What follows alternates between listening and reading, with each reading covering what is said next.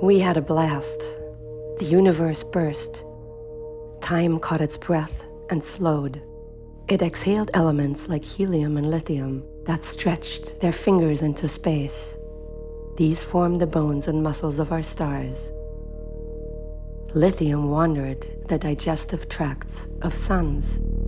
As the only metal created by the Big Bang and still formed by exploding stars, silver-gray lithium floats on water and calms manic minds. Here on Earth, lithium lingers in large salt deposits and is sometimes used to modulate acoustic waves. This metal can't make things speak, but it can let us hear things that are already there. Our galaxy is full of sound. Long before we humans could translate the pulsing of black holes, we speculated about the music of the spheres. Alchemists tinkered with base elements to find a cosmic resonator for the philosopher's stone. The sounds of some solar systems even seem intentional, as if they were buzzing and clicking to speak to each other. One of these in our galaxy has an exceptionally harmonious tonal structure. This system, with 2 connected stars and a handful of planets, has been a mystery to the astronomer who found it, because its soundscape has undergone radical change, unlike anything ever discovered before. For many years, these globes traveled around their 2 suns. Then one of the planets broke off. It tore away from its orbit and went on its own solitary journey into space. You could say it is now forever falling sideways. This unsettled the gravitational balance of all the nearby bodies it left behind. The planets underwent explosive shifts and ruptures in their mountain ranges. The 2 suns were also disturbed. The smaller one compressed into a white dwarf, absorbing material from its larger twin, as the thermonuclear processes on its surface spewed lithium into the universe. But if that were all, we wouldn't be here today. Astonishingly, this chaos transformed into harmony. It's as if in response to the departure, the 2 suns and their planets banded together to fall into tune. As the rifts cooled and mountains reformed, their self-reflections fell into cracks from which their voices emerged in concert. Instead of sending out random-seeming frequencies, each of them now emitted waves that were both unique and joined with each other. Together, their individual sounds formed a circle. If you could listen closely, you would hear how one voice would prompt the next one to start, like links in a necklace. This kind of loop had never been detected before. These planets were not randomly transmitting their waves all at once. Instead, they were acting collectively in sequence. This groundbreaking discovery was made by a late 19th century astronomer. Despite his important findings, he was outcast from academia for coloring his research with an eccentric agenda. He wanted to prove that these strings of sounds were messages, a kind of siren call with which the planets conspired to pull the runaway back into their arms. For the astronomer, it was clear. This incantation was sent into the universe to intersect the trajectory of the planet until it would be caught by the lasso and drawn back into the solar system's reign. But how could he prove this kind of intent and hear the wondrous messages of the planets himself? He would have to convert the electromagnetic waves reaching us into vibrations that we humans could hear. This would require not only a transformer, but also a resonating chamber, like a tunnel or a shaft. The astronomer became obsessed. For the rest of his life, he pursued a single aim: to hear the voices of the planets, to fall under their spell. Welcome to Falling Sideways. We are Seafoam Palace from Detroit, USA. We're happy to be invited for this occasion by Mark Joleniewski for the Audio Arts Festival 2023 and graciously hosted by the Velichka Salt Mine. This slideshow gives you some background, and then our performance will start. Please note that our story is part history and science and part fiction. Please take our words with a grain of salt. The astronomer behind this discovery left us only his first name, Errol. In 2019, we explored an abandoned observatory in Ohio and stumbled across his artifacts, documents, instruments, photos, and fossils. We too became more and more fascinated by these voices chasing a rogue planet. So we started recreating Errol's machines and evolving his methods. And just recently, we deciphered something special that we want to test with you today. As a young man in the 1880s, Errol helped a wise astronomer who gave him a present in return. "May you live to see the year 1923, the old scientist said. "Don't open the box before then. It was handed down from the estate of the Krakow astronomer Maciej Mieczowita. You should study his work. It would serve you well." Mieczowita, born in 1457, was a renowned historian, alchemist, and astrologer. He also owned an original edition of the scandalous book Commentariolus, in which Nikolai Copernicus first explained that instead of being the center of the universe, our planet revolves around the sun, an earth-shattering revelation for Mieczowita and his colleagues. Some astronomers at that time, fascinated by the new heliocentric view of our solar system, actually saw a divine structure in it. Now that the sun was taking charge and could enthrall the planets to circle around it, was it perhaps omnipotent? Was the sun a god or heaven? And did it have a message for us? Was its brightness blinding us with a wisdom that we could not yet hear? According to Errol, Mieczowita also considered this, and as an alchemist, he tried to translate the gold of the sun back into the lead of spoken words, or, in more modern terms, translate electromagnetic waves into audible sound waves by channeling them through high concentrations of a substance that has been used since ancient times to invoke the gods, namely salt.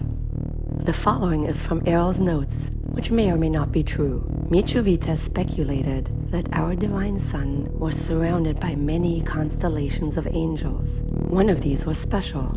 It contained a twin couple whose children were singing an ostinato, a kind of melodic loop. He imagined he heard some of these ghostly sounds while visiting a salt mine. Mieczowita called the system of these twins MM2389. Errol was stunned. Could this MM2389 be the same solar system he was studying? When Errol opened the old astronomer's gift in early 1923, he found a salt cellar with crystals in its base. These salt crystals had an unusually high concentration of lithium. We already know that lithium can affect our perception of sound waves, but what did it all mean? He also found a note hidden inside. Thanks to the Hephaestus phenomenon, it said, we can receive communications from our sun and other stars every 100 years to the day. Listen, Errol read. We can receive the messages of suns on September 3rd of every 23rd year. If one of the two stars in the system he found was dying, it would emit lithium created by thermonuclear processes and scatter it into the universe. And if this happened 5 or 6 billion years ago, this lithium could have been part of the matter that formed our Earth. Could the crystals that Errol was holding be a kind of decoder to match the frequencies emitted by the dying sun? When Einstein's general theory of relativity appeared in 1915, Errol had learned that time slows down as we sit on the roof of a train and watch things receding in reverse. Now he realized that if he converted the date of the note to the year 1523, when Mieczowita was alive, it would actually be September 8th. He assumed that Mieczowita tried to hear a signal on that date, but then he made a terrible discovery. Due to mysterious causes, the Krakow astronomer Mieczowita died on September 8, 1523, exactly 500 years ago today. Dear guests, We have reached the end of our story. We reconstructed Errol's sound device to help us hear the voices of the remaining planets, the incantations trying to trap the runaway. We don't know if you managed to hear the messages of the two suns in September 1923. What were the two conjoined stars saying to each other as one of them was dying? Did Errol ever solve this mystery? Today we may find the answers ourselves. It's the only day in this century where we may have a chance to hear the twin suns speak. To do that, we need the salt crystals with the lithium inside. When you enter our resonating chamber, you will be handed a precious piece of this metal. Hold on to it. If we succeed, it will help convert the frequencies into words you can hear. Thank you for helping us with this unique experiment.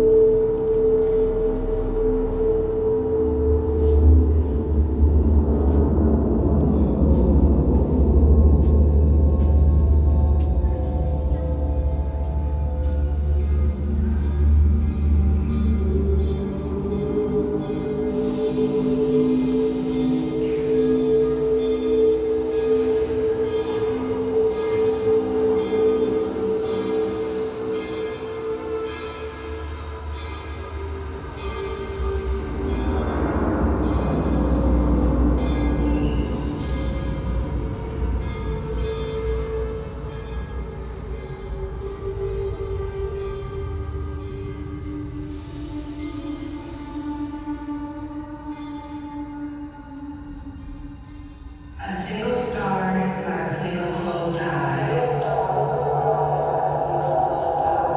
Divine dawn, lest you and I die. My ivory mind, our minds are intertwined, ivory blind. Can you hold your form if these outside forces you scorn? Are you magnetically, electrically, gravitationally torn? Enough to push out your own way?